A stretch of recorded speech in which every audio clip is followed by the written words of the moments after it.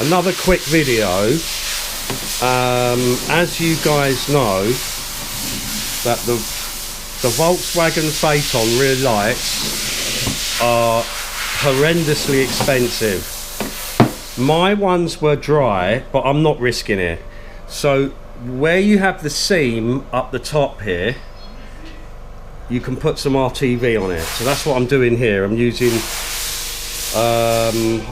high temperature silicone sealant here.